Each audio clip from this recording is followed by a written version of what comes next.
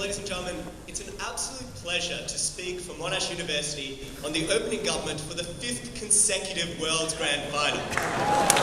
And we are particularly excited at this moment because this is a topic which we entirely believe. The nation-state, ladies and gentlemen, is an artificial concept, but it's a beneficial concept.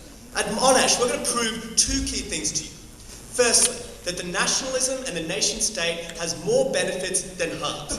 And secondly, we will show you that nationalism is superior to alternative conceptions of collective identity, such as class, such as religion, such as sexuality, if that does exist. But it's also superior to no collective identity, ladies and gentlemen. Those are the key premises we're going to be advancing at opening government. We're not going to be comparing nationalism in this debate to a theoretical cosmopolitan utopia, because that simply doesn't exist. What we're going to do is look at nationalism as it exists now and compare it to other forms of identity as they exist right now. I'll have three key arguments at Prime Minister. Firstly, I'll explain to you why nationalism is a critical unifying framework. Secondly, I'll look at why nationalism helps promote essential sacrifice, which is crucial to the state. And thirdly, I'll look at how nationalism is the most inclusive framework of collective identity that exists. So firstly, why nationalism is a critical unifying framework. So what exactly do we mean by nationalism? Well, nationalism essentially is based on a belief in the strength and the power of the nation-state. It's premised on a few things. It's premised on reveling in specific commonalities, even though you have a range of other differences between other members of the state. It's based on supporting the collective endeavour of your country, their economy, their healthcare system, the education system. It's based on sharing a joint future which is ultimately based on cooperation, or if not cooperation, at least tolerance for the other members of your state, ladies and gentlemen. We of course recognise that the level of feeling associated with nationalism does not apply uniformly. We recognise that often in new states it takes time to develop that type of strong national identity which is so essential for all the benefits we believe in.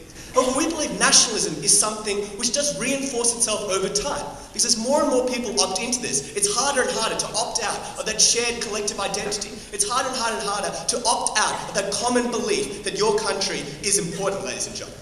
So why is this so significant? We believe it's absolutely fundamental for a population to succeed and to derive benefits. We say, ladies and gentlemen, particularly for countries riven by sectarian dissent, say hypothetically a country like Rwanda in the 1990s, the preoccupation with ethnic divides was incredibly corrosive. And the only way this kind of country could move beyond that is through a collective identity based on the nation-state, based on a recognition that the differences based on ethnicity, based on sect, ladies and gentlemen, are less important than the commonality of being part of the same nation. This is particularly important if you look at contexts, say, such as post-apartheid South Africa, ladies and gentlemen. We say for post-apartheid South Africa, it was so crucial to be able to unify behind the South African rugby team, a national team which represented every member of that country, ladies and gentlemen. That was absolutely essential to moving beyond these conflicts and recognising their limitations. Moreover, we believe that conflict often builds when nationalism breaks down. So when countries become riven by sectarian divides, like in Yugoslavia, once national identity becomes corroded, that's when the worst harms happen in terms of having collective identity and reduced conflict. I'll take over. Sir, but the problems are exacerbated at the point where nation-states feel as if they need to tie national identity to ethnic identity and cleanse anyone who is not a part of that national identity. It's not our burden in this debate to defend extreme ethnic identities and polarizations within the state. The key premise of our case is that nationalism, which is purely about commonalities, is the ideal that is most important for a harmonious and peaceful society. So second argument, why does this enhance the likelihood of sacrifice? We believe, ladies and gentlemen, human cohabitation relies both on trust, but also on a willingness to sacrifice for other members of your community. No, thank you. And that's because not all individuals have the same capacity to ensure that other members within their society are protected. So a good example of this is war, ladies and gentlemen. On the opening government, we don't always support war, but we recognise that it's sometimes necessary, whether because of resources, whether because of defending your country itself. We say when wars are necessary, they're more likely to have support within the country, more likely to be effective once you base this on national identity, ladies and gentlemen. We say when you make that difficult choice to go to war and risk your life, you have to believe in something that's worth risking your life for. We think it's absolutely fundamental to have that national identity, that national belief to power you to make that choices. That's much more likely than if your only identity is constructed around your religion, around your family, around your class, where you don't have any reason to actually mobilize for the collective well-being. That's harmful. This is important also in the context of public service, ladies and gentlemen. These are one of the key drivers for people to enter public service, to make sacrifices in terms of their pay, in terms of their conditions, and to work really hard to the benefit of their country, is when they believe they're sacrificing for something that matters. That occurs when that's based on this cohesive national framework that people want to sacrifice for, want to put this energy into. That's how you get all of those benefits through a national identity being constructed that's sturdy enough to power those kinds of sacrifices. So my final argument, ladies and gentlemen, is why nationalism is the most inclusive framework. We recognise, ladies and gentlemen, that there are other ways in which identity are shaped. We recognise that religion, like class, like social strata, ladies and gentlemen, are all significant ways in which individuals form bonds with other people. And some of them share the same benefits of our plan. The key difference with nationalism, ladies and gentlemen, is it's much easier to opt in and it's much easier to opt out. If you want to be part of a particular community, you can make that choice to live in that community or to move away from that community, ladies and gentlemen. You can't do that with something like religion or something like class, ladies and gentlemen, because other people within that class won't recognize your attempts to be part of that particular identity. So you have a greater capacity to actually be part of an identity and get that certainty and get the collective benefits that emerge from being that identity through nationalism, rather than through divisive identities like religion, which are much harder, both in terms of your internal recognition and in terms of the external recognition, ladies and gentlemen. This is both fairer and more harmonious. When you consider the huge movement of people from border to border, it's crucial to have identities which aren't constructed by immutable characteristics like your religion or your class.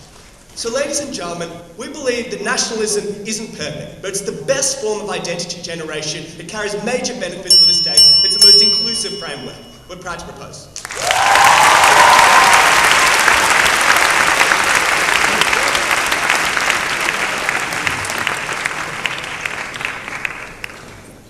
Thank you very much. And now I'd like to welcome the leader of the opposition.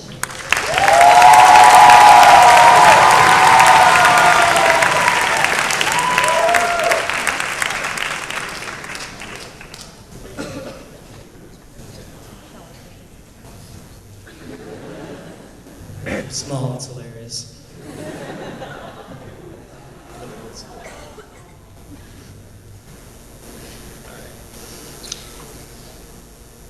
Madam Speaker, at its core, national identity is but an imagined community.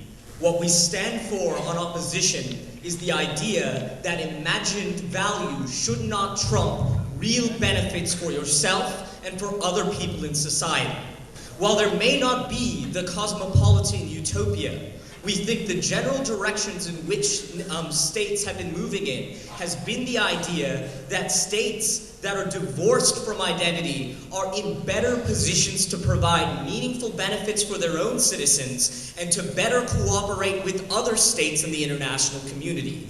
We see that theocracies are often poorly suited to serve the interests of their citizens or to engage fruitfully with others precisely because they're muddying up the role of the state and the ideology itself. We say that we support a minimal state that's focused on enabling individuals to do things that they cannot do themselves, to provide for defense, to provide for individuals' defenses against each other and to respect property.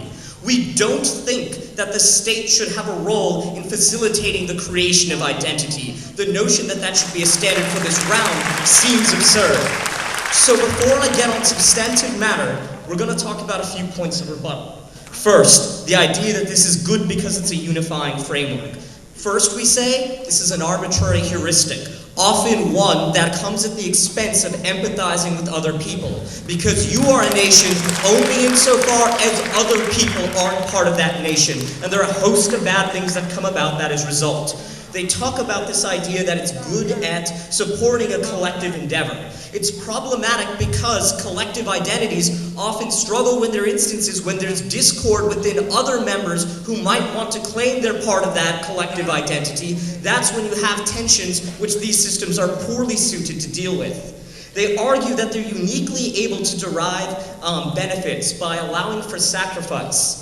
But insofar as some people need to sacrifice for the benefit of others, that often means that there exists some sort of difference between these populations of people. We think that to the extent that nationalism is predicated on imagining the sameness and the commonality, you don't often think that sacrifice is necessary to support others differently situated. We think the conclusion you draw is those people aren't meaningfully part of the same nation. So you're poorly suited to make the sacrifice necessary there. So when they talk about this idea that you're more likely to support, to successfully support wars, we flip it on its head. Because where nationalism becomes a primary guiding post of policy, you see more wars entered into that ought not happen. World War I would be a good example of that. They argue that people can't look to identifying principles elsewhere, like class, like other things. We say that the state shouldn't be the actor that facilitates that role itself. They haven't shown you why that ought to be the state's burden to do so. They talk about why it's inclusive and thus easy to opt out. We say it's almost impossible to opt out when, one, the things that define what makes you perhaps part of one nation versus another may preclude you from moving across borders, may preclude you from calling yourself part of another nation, because being part of another nation involves some intractable feature which you do not happen to possess. That's a problem on their side of the house. So why do we think that nationalism detracts from cooperative outcomes that benefit all people? Because it hasn't come up in any other rounds at this tournament, I'm going to talk about the lottery of birth. So what we say, Madam Speaker, is when we are born into community. We are born with certain characteristics, features, and born into cultures that we didn't choose. We didn't consent to, but those will meaningfully affect, within a nationalist setting, what groups we can call ourselves a part of. The idea that the preservation of these things, or the furtherance of these things that you never meaningfully opted into, ought to occur at the expense of tangible benefits, perhaps to yourself or other members within the state, is not justified whatsoever. What we also say is when you feel as though your national identity or your imagined identity is in conflict with what the state does, we think that you're less inclined to meaningfully engage with the state. So there isn't a real opt-out in that instance. You're not in a position to meaningfully measure your express your political rights as you would if this wasn't such an influential thing. Second thing I want to talk about, why we think that this can be abused in many instances. We believe that because nationalism is often a very visceral, very potent, very toxic sort of concept, it is often leveraged by politicians and leaders to get people to do things that they otherwise wouldn't do. When a dictator or a bad leader recognizes that a united population of people could stop him or her, often dividing people by fomenting different nationalist sentiments is nothing more than a means of propping up an illegitimate regime. We don't think that's a good thing. We think that sectarian interests often become a national cause, and when that ideology bleeds into an argument for how the political apparatus ought to be organized, that's when you see massive violence the world over throughout history. What we also think that is in public policy, these sorts of, actually, pause, opening. So you've offered no comparison with other forms of collective identity. Isn't nationalism one of the only ways to help dilute the worst impacts of ethnic and sectarian division? So we think the basis by which you should choose what state you support, what state you live in, is how well that state provides goods that matter to you, or goods that are material, that benefit the population, like defense, like economic policies that allow you to start businesses and prosper, or welfare policies that are meaningful to help those who are less well off. These are substantive reasons to organize and prefer a state, not an imagined community. That's the comparison. There you go. Enjoy. We also think that this can be abused for foreign policy. Think of instances like India and Pakistan, Taiwan and China, where these sorts of identity politics are used to just foment anger within the population, periodically, which happens at times which happen to coincide with elections, or when politicians want to detract information from elsewhere. We don't think nationalism is good in the sense it creates a tool for politicians. We further say that public policy like immigration, things that from a material point of view would benefit society, when those are harmed by the presence of nationalism that doesn't serve the people, it doesn't serve the communities within that, it'd be better if we organize things differently. We're proud to oppose.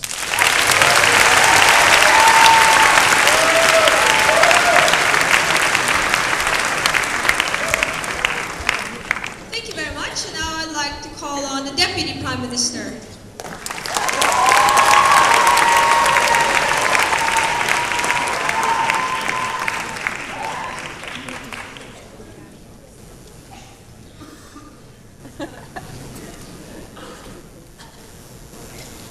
Barack Hussein Obama said, "There are no black Americans. There are no white Americans. There are just Americans."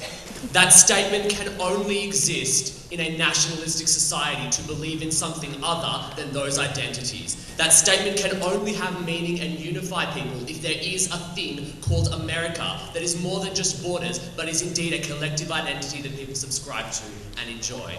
Nationalism is good. First thing I want to look at, the harms that nationalism has been accused of. The first general class was, but nationalism is often used as an excuse for violence, like ethnic violence was the example given in a point of information. We think that examples of inter-ethnic violence are examples of failures of nationalism, not of the full function of the thing that we support. We think that when you hate someone else for being different from you, the best way, and in fact the only way to fix that, given that you can't change a lot of the differences between people such as race, is to find another immutable characteristic that you can all subscribe to cohesively. That, ladies and gentlemen, is the nation, but not just the borders of the nation and not just the government, but the notion of the nation as a collective that supersedes you, that you want to contribute to, that you have an interest in thriving beyond you. That's when you don't hate people who are different to you, because they're actually all just Americans. We think that those differences are less likely to exist when nationalism actually is robust. And yes, nationalism does involve a certain amount of exclusion, right? If you are an American, that means by definition you think you're better than people who are not American. I assume that's what it means. Simple as that.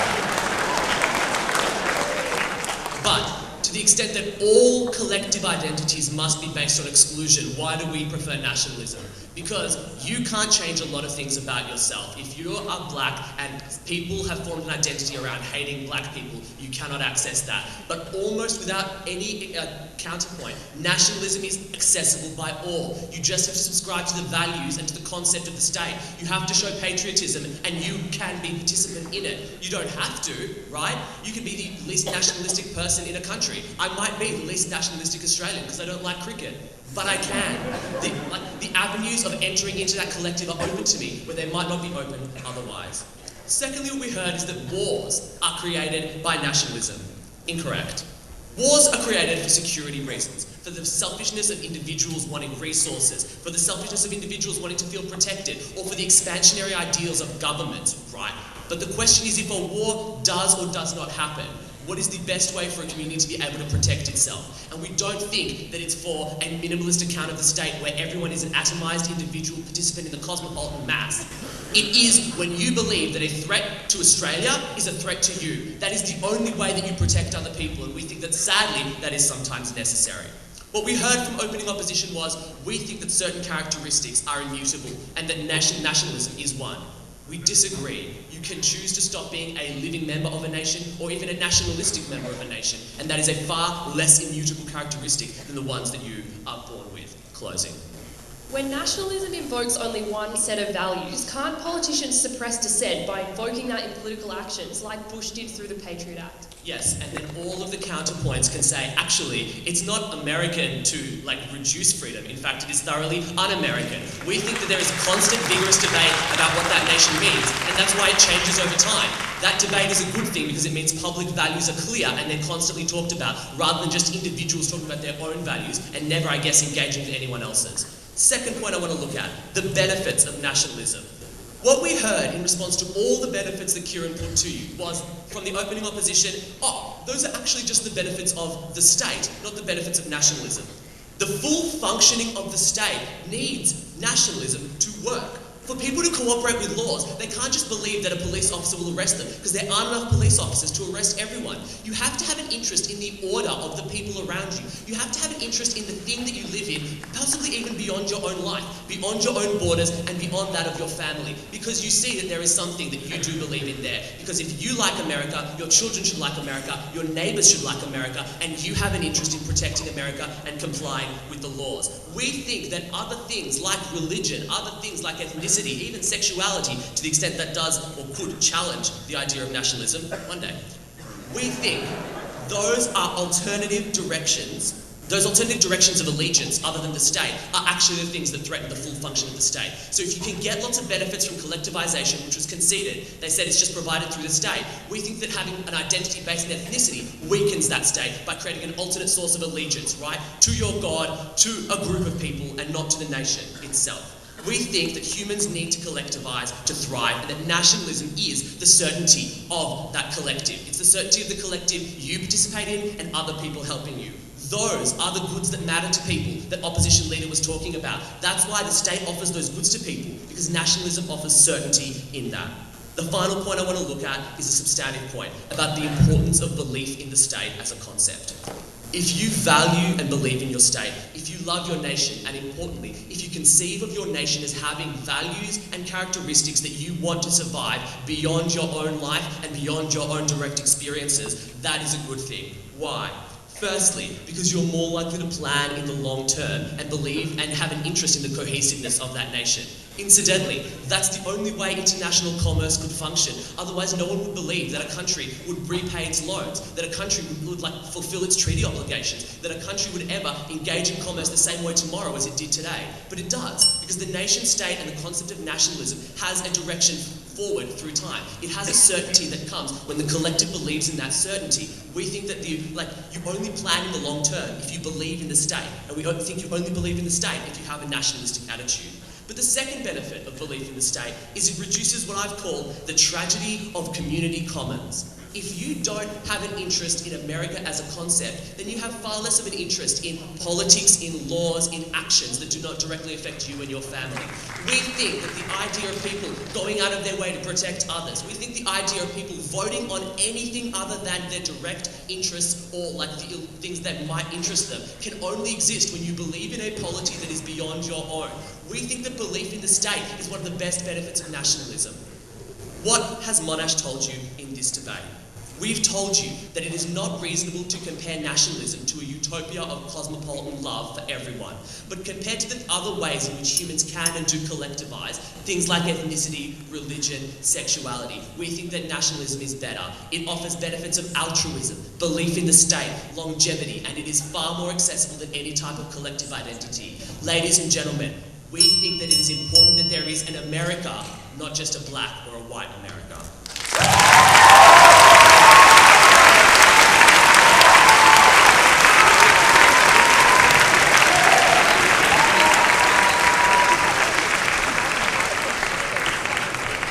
Thank you very much. And now I'd like to welcome the Deputy Leader of the Opposition.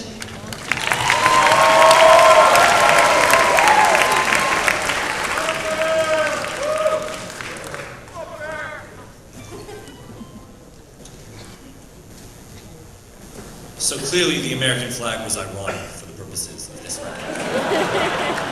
I think it's interesting how Amit starts his speech with an ode to Barack Obama. Because while as inspiring as the quote about not a black America, not a white America, but the United States of America was, I think it would have been perhaps a bit more inspiring if he said, the world is composed not of black people, not of white people, but of people. People irrespective of national identity, arbitrary countries into which they were born.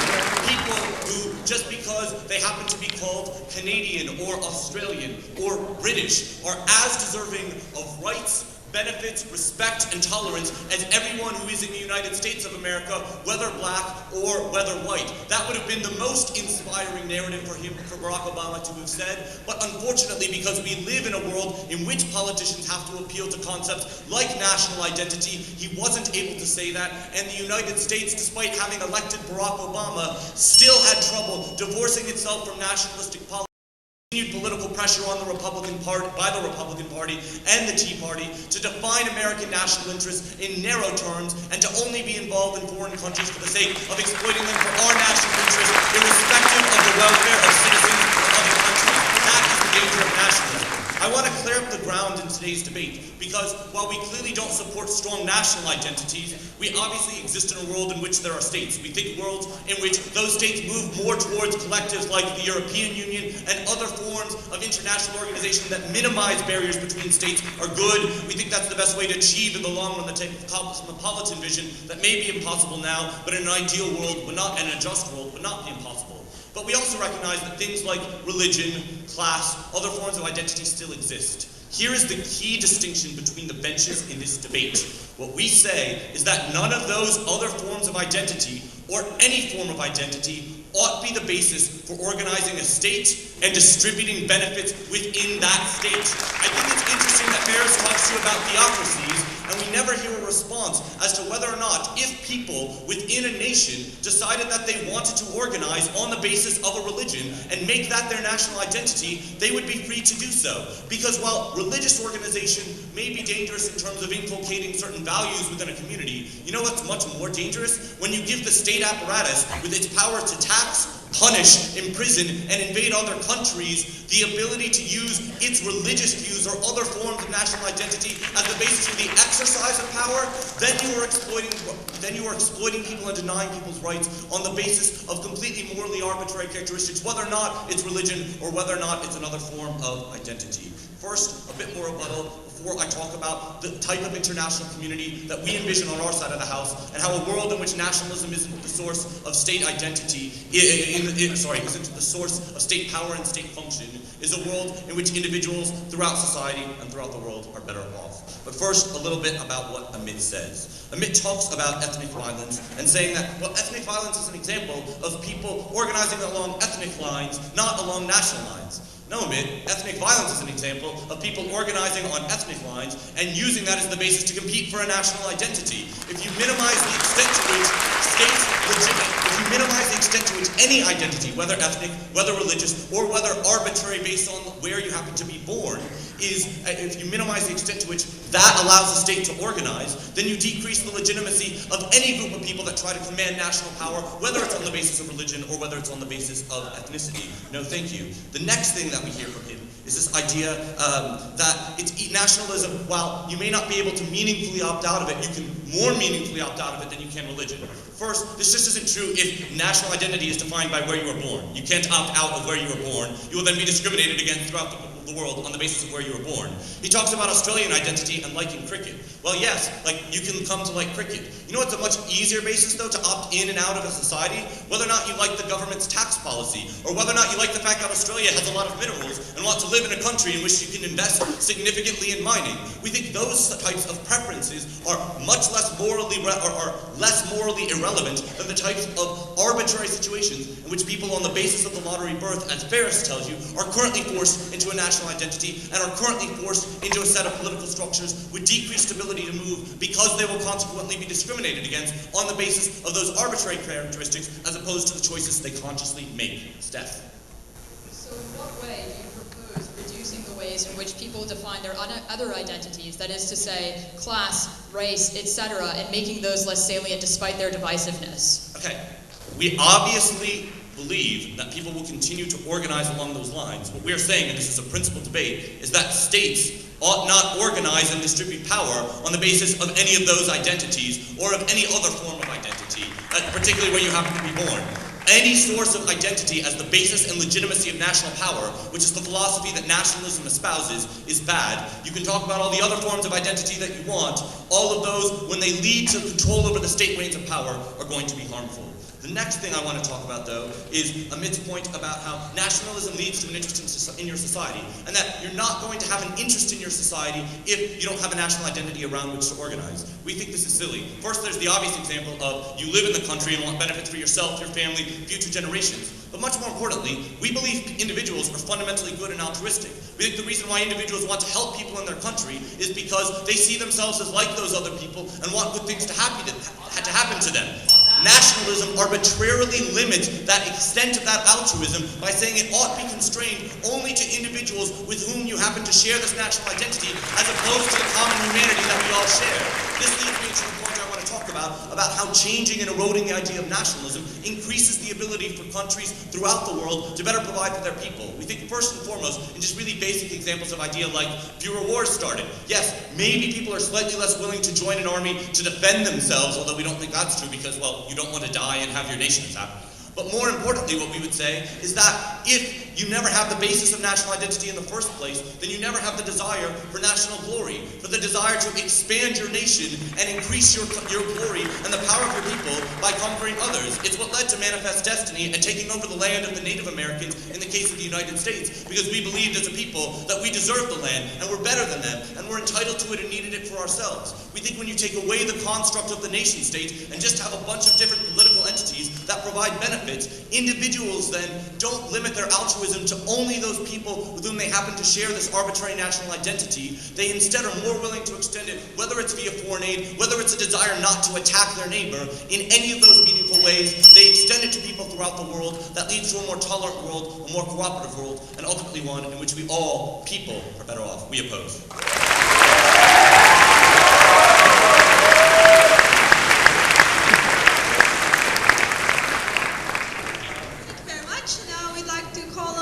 Of government.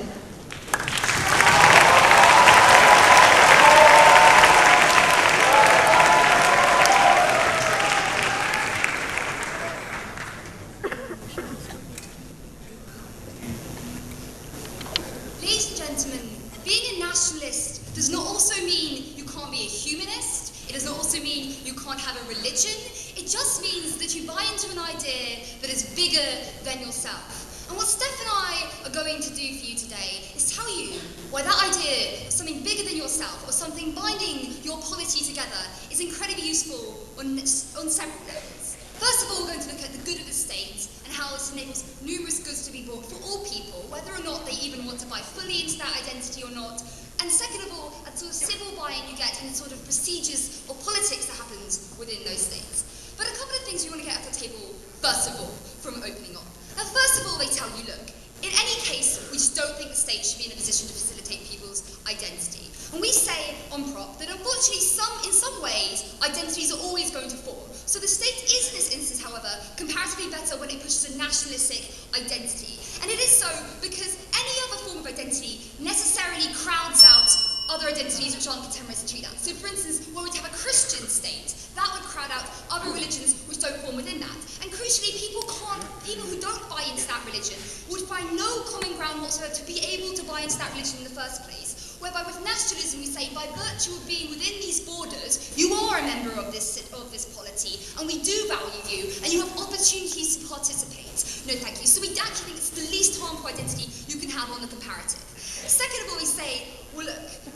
the problem is you have a birth lottery. And yes, it is relatively arbitrary where you fall. We think that there are social goods which come when states push nationalistic projects, which mean that even if it's a constructed idea, and indeed we agree that it is, that doesn't mean it's not socially useful, and we're going to tell you why it is in our speech. Thirdly, they say, look, this is a device that states use to do bad things. Now, unfortunately for them, they're woefully lacking on examples when they actually come to this. We're going to cover a couple of things. So first of all, we want to make very clear, we're not supporting ethno-nationalism. We're being very clear all the way down the bench. We're supporting a positive form of civic nationalism, ladies and gentlemen, of a proudness in your state and in your community and your nation. And that doesn't have to be set in opposition to other states. We give you the example of Tanzania, ladies and gentlemen, where Julius Nyerere set up nationalism, which was about the grandeur of the Tanzanian state, rising from post-colonialism. Even though that could have been set in opposition opposition to colonialist interests. It wasn't. It was set purely in positive terms in terms of what the Tanzanians can do for themselves. So we don't agree that it has to be set necessarily in opposition to anyone else. Moreover, they say, well, this is wars between states. And we say this is overly simplistic, ladies and gentlemen. Any war has to be conducted on like a multitude of grounds in terms of strategic interests, the kinds of resources you can mobilize, like what the other state has comparative to you. The only example they can give you is World War I, which was not done on nationalism, ladies and gentlemen. It was about like an entangled strain of alliances. So this just doesn't actually stand for their side of the house in terms of creating more conflict. And like, we'd like them to give us some more examples. The only one we could possibly think of would be former Yugoslavia, but of course that was where you had weak state institutions which couldn't properly promote this, and again it was ethnic nationalism, not the civic nationalism which we're giving you. So those don't stand. But why should you support nationalism then? Well, first of all, we talk to you about the good of the state. Now, recognise that everyone has multiple identities, but what those identities are about the ways in which we begin to assess values, our sense of belonging, beliefs, and the ways in which we interact with other people in our community, ways in which we form, the ways in which we want to live, and the ways in which we understand other people. Crucially, these are always malleable, and they're always shaped by both participants and other actors in relation to those participants as they live their lives. And therefore we can, and we think states should proactively define this form of identity, nationalism, to make a positive view of yourself and your community. Why is that? Well, it's because when you get that, you don't necessarily crowd out the other identities which you still hold, right? Might be an atheist or a white woman, but I can still, within Britain, say identify with a Muslim Pakistani immigrant man who is also British. So what are those sorts of things? Those sorts of common bonds which enable you to view other citizens as similar to you, even when on the face of it they might be incredibly different. That has numerous payoffs, ladies and gentlemen, which you don't get the kind of leeway under their side of the house. But before I continue, Al. Do you honestly believe that nationalism can accommodate and represent every person within that nationalist project? We think comparative to what, as I said in my rebuttal, comparative to any other form of identity, absolutely. But moreover, we say, because you do build these positive nationalisms, that is the way in which most people can buy into it. Because moreover, we say is, well, let's get into my main points. First of all, because it stops people from being able to appeal to violence to subgroups, right? The point at which you have faith in a macro institution of your national identity, you don't feel the need to retreat into ethnic boundaries beneath that in order to wage violence against other groups, because you have a faith that the national institution is going to be protecting everyone, precisely because that is so well established at the top, ladies and gentlemen. Second of all, we said that enables states to undertake policies which might then help their states in the long run, and particularly when they have to have short-term sacrifice, they can appeal to a larger picture into the future. So we say, for instance, we look at Turkey, which is incredibly nationalistic, and the sacrifices it has to take in order to get EU ascension. Those kinds of economic restructuring programs are a lot easier when you can say, look, we're trying to fulfill our nation's destiny in pushing forward the state's position within international politics. And that's something you don't get on their side of the house when you do just end up with parochial interests trading off of each other. And we think, furthermore, in the first instance, it enables policies that help most people, particularly when we look at most countries emerging out of colonialism, for instance, Latin America, and the kinds of positive nationalisms we see in Venezuela, in Bolivia, which are tied to projects about helping everyone, because you tie everyone's interest to everyone within the polity, not parochial class interests, which means you're much more likely to get policies which are more equitable in terms of the economic redistribution to other people within the state. We think that's positive for enabling all citizens to access goods, whether or not they want to buy in to the nationalist project. So second of all then, looking at the civil buy-in, and we say that precisely because you create this identity which is bigger than you, and a dominability of spirit, you enable people to accept trade-offs within states which they otherwise might not accept. So for instance, you can accept the democratic rules of the game, saying that I may disagree with you as a Republican or a Democrat, but I respect you because you are also an American, and we are tied to a common project of American greatness and exceptionalism, which means that, for instance, you respect the institutions of the state, the institutions of the presidency, even if you don't necessarily respect the views of the incumbent. And that means you get the kinds of discourse, which means that you can sustain democracy and exchange of ideas in the long run, which again, therefore protects even sub-national identities which they want to do, precisely because you have those greater degrees of freedom. By solidifying macro institutions at the top, ladies and gentlemen, you enable sub-national institutions to thrive. But even just having that national macro institution on its own is a source of pride for people. And we think that's something that's valuable, it's something which ties communities together, and which we're happy to support.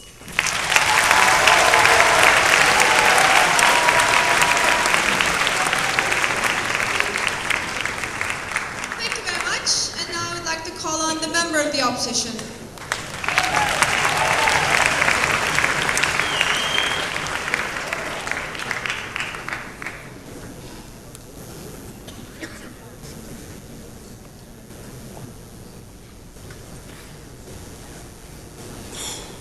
Madam Speaker, in this debate, Proposition celebrated the claim by Barack Obama that there wasn't a black America and a white America, just the United States of America. Opening opposition would rather he had more cosmopolitan rhetoric. At closing opposition, we just rather he didn't lie. Because we believe that when it comes to trying to get a job, or the likelihood that you're going to be frisked by police, or your capacity to join the political elite of your country, there is a white America and a black America. We believe, and we will accept the challenge of opening government, that these different forms of identity are more important, are more useful, are more valuable. That's the extension we're going to bring to you in this debate. First of all, I'm going to talk about why these other identities are better. Second of all, I'm going to talk about why they're harmed, even if the state is an ethno-nationalist. And finally, about the use of history and tradition in politics, before moving on to some other rebuttal that doesn't fit within my extension. First of all, why are other identities better? Because all forms of identities are often mobilized by political elites. Opposition concedes that in this debate. But very few are wholly contrived by political elites. We think this is what sets nationalism apart. Because when a religious leader stands before you and says this is what it means to be a Christian, your capacity to disagree is because you're reference to a text. It is substantiated by something outside the words of that speaker. The presentation of nationalism from opening government is specifically a rhetorical construct of the state to persuade you to buy into that state project. Insofar as that's true, you can't necessarily dissent from that view. So the way in which the American government was able to say what it means to be American is to hate terrorists, their capacity when, according to the logic of proposition, the state and nationalism are inherently fused, is that because the state is doing that action, it's incredibly difficult to dissent outside that state, to attack that, without being undermined by the extent to which you yourself remain an American in that context. We think it's different, right? Because it's fundamentally fused with state power, because the elites you're meant to be electing are controlling the production of this form of identity. But also, one of the best things about these identities in comparison to nationalism is they make no claim to unify. They make no claim to minimize your difference. Instead, they celebrate it. What we think, unfortunately, about nationalism is while its object is often to unify people, in fact, it just removes people's capacity to be different. And that damages them even more, makes them more isolated than just being different could be. Because when the American state becomes a Christian state, that marginalizes people far more than just being Christian and Muslim, because the whole project of nationalism was meant to be unified. So there's something deficient about you, because you can't ascribe to it, because it isn't linked to you. We think that's very damaging. Okay. In a state that is majority Christian, how do you ever make the majority care about the minority if you're celebrating just them being Christian? We don't think the state should celebrate people being Christian. That was not the burden of the op in this debate, right? What we suggested at this particular point is that the state doesn't construct an identity people. That was the first thing you heard from the Prime Minister, right, in his conception of what a state was. What we believe is when you grant nationalist projects, you allow them the right to narrate a national story to their people, and that's particularly damaging. Why? Because Prop Bench only wanted to talk about nationalism where it worked. They're like, not the kind of nationalism that leads to civil strife, like, not the kind of nationalism in Rwanda and Yugoslavia. They said it helped in post-apartheid.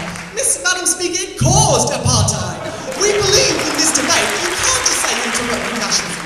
We will take them at their incredibly low burden and only talk about universalizing nationalism, only talk about nationalism that don't attempt to just say we're a Christian country. Why are they still damaging?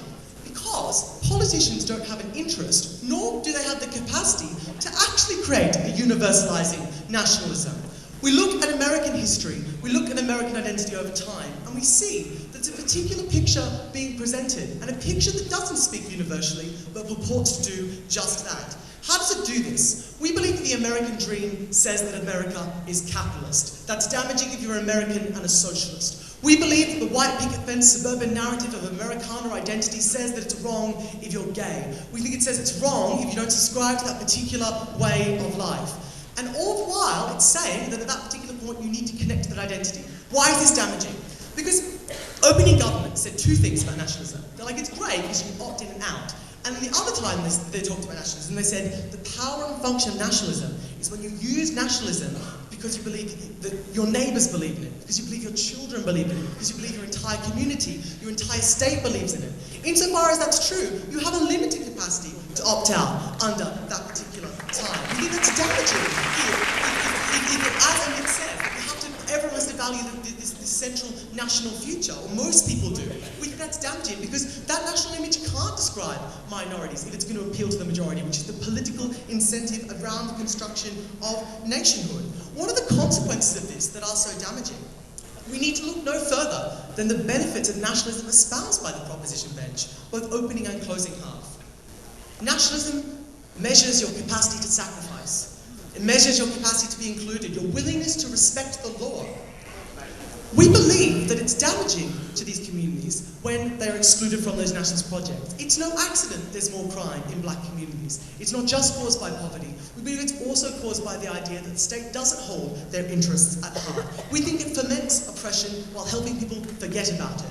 We think it's damaging when Barack Obama stands up as a black American and implies that we are just one America. Obviously, that's his political incentive to do that. He doesn't want to frighten the white people.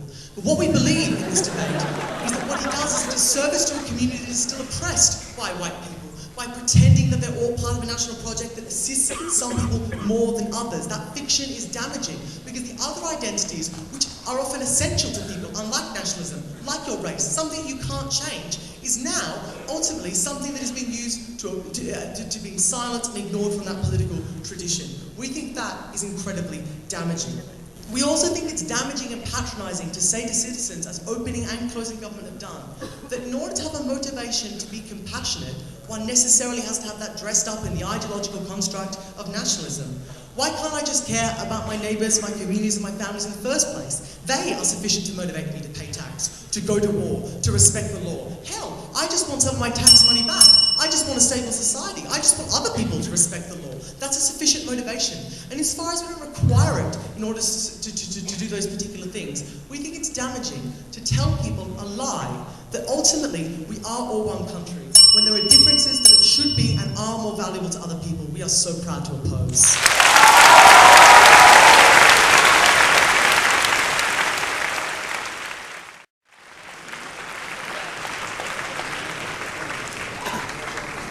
Thank you very much, and now I'd like to call on the government whip to close out their bench.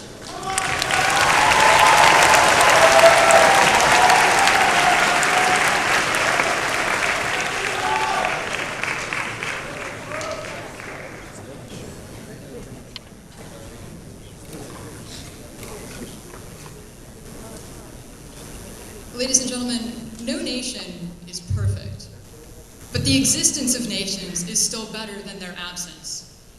What opposition bench never tells you is the ways in which the other divisive identities that continue to exist in our society somehow disappear if the nation itself disappears. And we do think it's their burden to be able to do that, because otherwise all of the references they're giving about the ways in which the United States has failed Black America, about the ways in which particular nations end up persecuting their people, are all the more exaggerated for the absence of the moderating force of the state. We bring you 3 points from closing a proposition and to sort of crystallize this debate. The first of which is about the ways in which identity is formed. The second is about the ways in which nationalism is superior to other identities. And the third is the ways in which institutions supported by nationalism ultimately transcend the kind of petty politics that would otherwise exist within our countries to a far higher level than it currently does. So, on the first point about identity formation, what they tell you on side opposition is that nationalism is contrived by political elites. But what we tell you on side proposition, what Jen tells you in particular, is that nationalism is the only identity that you subscribe to that you can have complete creative possibility over.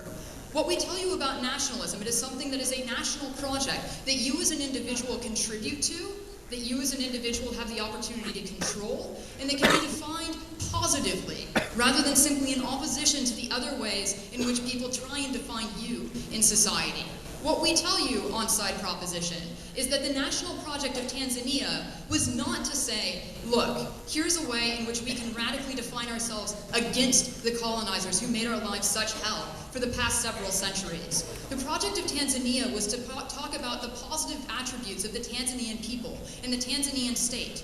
And what that ultimately created was an extremely peaceful Tanzania under Julius Nyerere, a peaceful Tanzania that transcended ethnic divisions, that transcended religious differences, and that didn't make war against other states because it took its project as being a positive rather than negative one.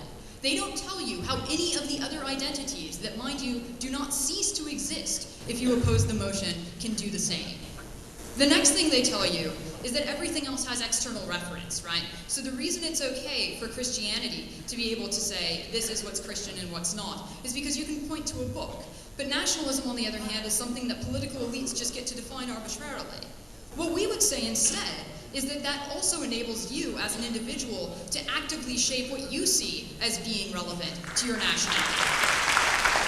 What we also think is that means there is more ultimately creative possibility that you get as a result of that. And finally, it means that you have a much higher opportunity for inclusiveness than you would under concepts like Christianity or under concepts like class. So what they tell you finally is that you can't opt out, right? That there is no way to escape the totalizing power of nationalism. What we tell you is, well, A, you can move, right? Like, if you dislike your nation, you can probably pick a new one. I currently live in England, admittedly not because I dislike the US, but I could try and stay if I wanted. The next thing that we want to tell you, though, is that you can still change the understanding of what it means to be a part of that nation. And we argue that you do indeed see those changes happen over time. They want to talk about the ways in which the United States ends up being racially divided or divided by class. But note that the United States as an entity views itself far differently than it did at the founding of our Constitution, when the United States of America was apparently only elite, propertied, rich men, which we think is ultimately a shift that was produced by the people of the United States in favor of the concept of the state. And we think that's critical. So why do we think nationalism is superior to other identities? Well, first off, we get this challenge that, nationalism is something that enables you to limit other people's participation. What we tell you is that we aren't in favor of nationalism that defines on other identity characteristics, because then we would be proposing that we were in favor of those other identity characteristics. That's not the debate. So we aren't saying that this house supports ethnicity, or this house supports religion. We're saying this house supports nationalism, which we see as being a form out of civic nationalism, as Jen points out to you in her speech, talking about the ways in which we see each other as members of a shared community, members who share a collective identity, and who strive towards a political project that ultimately ends up reinforcing those commonalities, rather than reinforcing our differences. But I'll take closing. You said that in the former states of Yugoslavia there was lots of damage against nationalism. That was because preceding that was a nationalising state project that got people to try and forget their differences that actually realistically existed. Don't you believe that some forms of totalising state nationalism actually obscure political difference and therefore create violence? No, Daniel. Preceding that was a state collapse, followed by an extraordinarily weak state that just did a really crappy job of convincing people that they did in fact have things in common. Right. So, presumably if you fail at nationalism, you fail at getting our benefits. We will concede that. But what we do think is that if you succeed at nationalism, you get our benefits. We think the logic's relatively simple. And in the case of the former Yugoslavia, when they then went on to talk about the ways in which ethno-nationalism ought to be supported, that again gets into things we aren't talking about within the motion, which again, we aren't supporting. So, no thanks. So, the next thing that they tell you is that nationalism causes strife.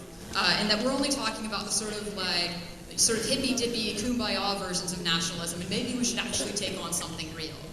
What we tell you is we are taking on something real, that there are plenty of ways in which you could have opted this case that would have taken on the questions about common and collective identity, but you didn't, and that's not our fault. What we also tell you is that the sort of questions that you have about, creating false identities, that is to say the ways in which the United States whitewashes things, quote-unquote, with the picket fence, are A, up for contestation, which is something that you only get under identities that can be repeatedly constructed and shaped by their participants. And secondly, what we tell you is that ultimately you have institutions that transcend all of these other parochial interests, which will be the point that I close on.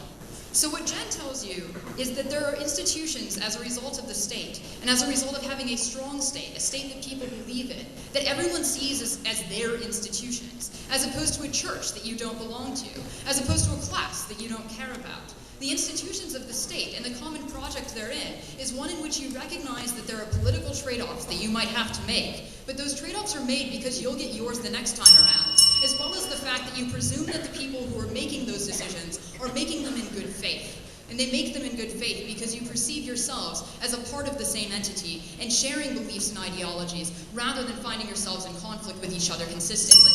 We think ultimately the nation state creates a grounds upon which you have a capacity to identify with other people, and it has the capacity to identify beyond the ways in which we otherwise would be an utterly divided society. We propose.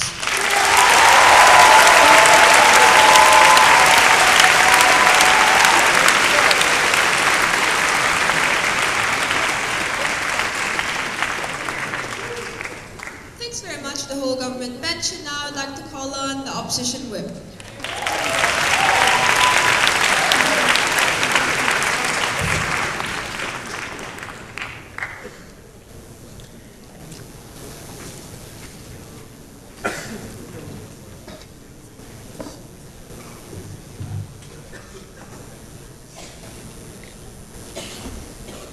Madam Speaker, curiously in response to the POI that Swain just asked Steph, she said no.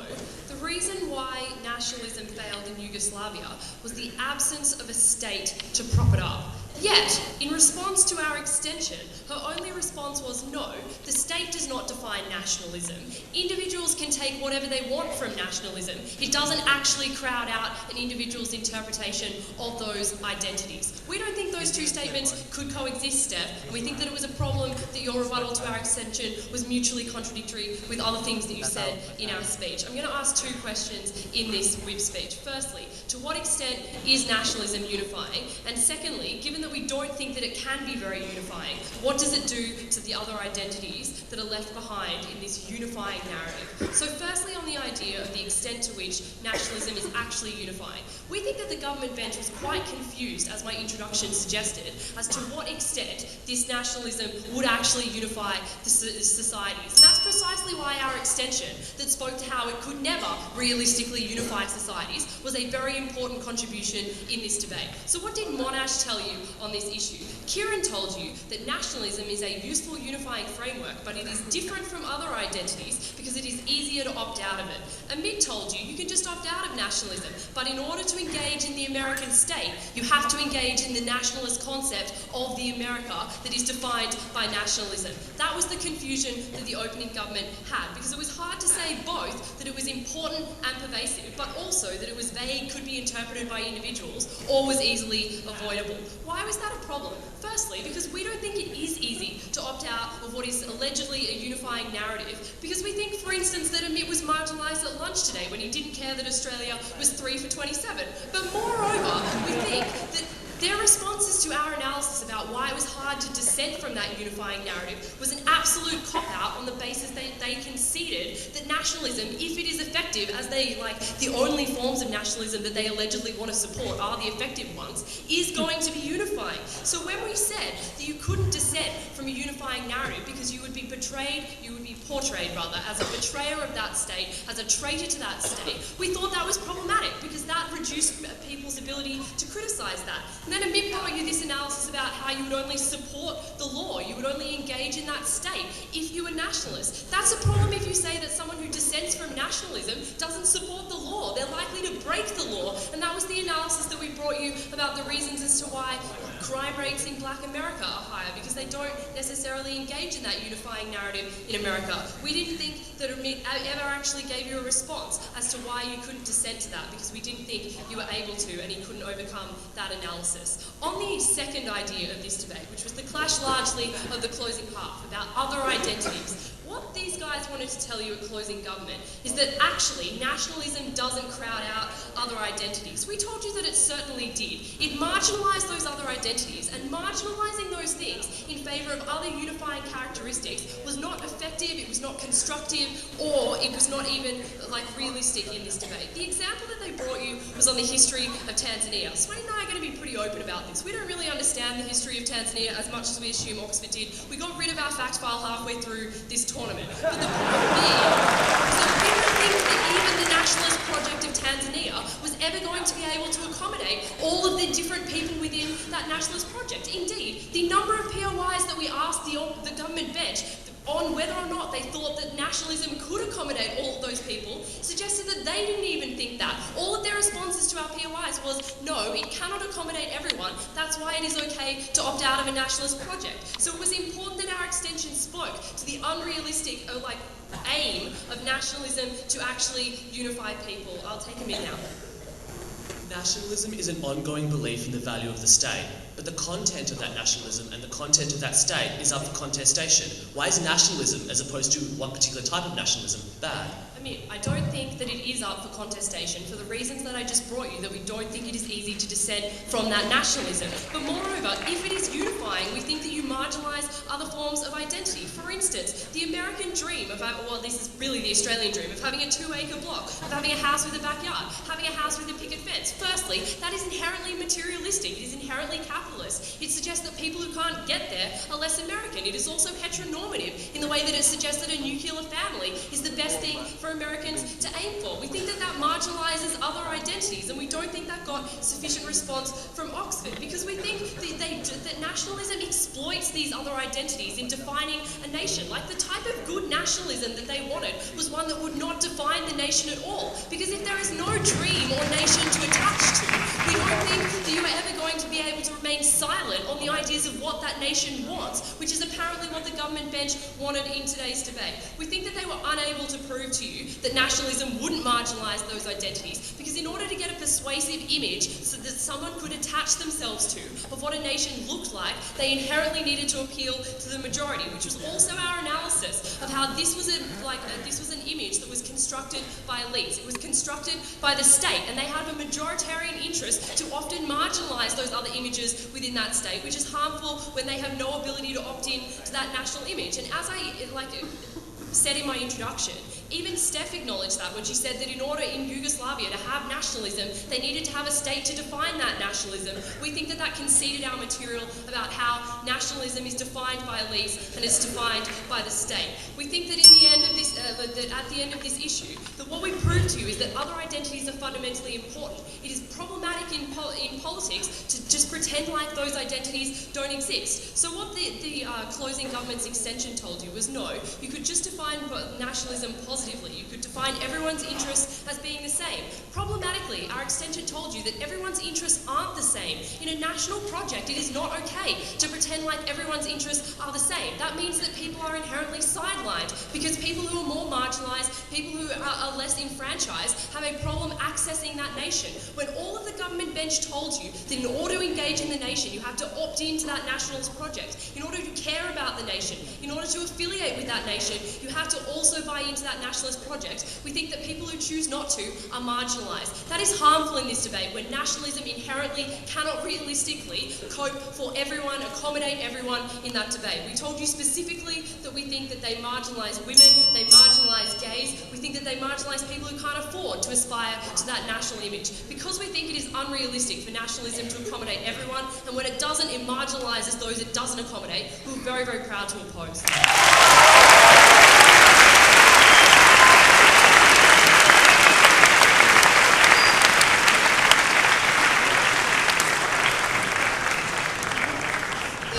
Congratulations to all. Now the panel of judges will retire to the deliberation room, and yeah, we'll see you all later. Give a round of applause, please, for the finalists of the World University Debating Championship.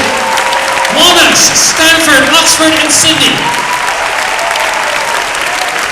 We wish you all that you all win with honor here tonight, ladies and gentlemen, and members of the student of this house.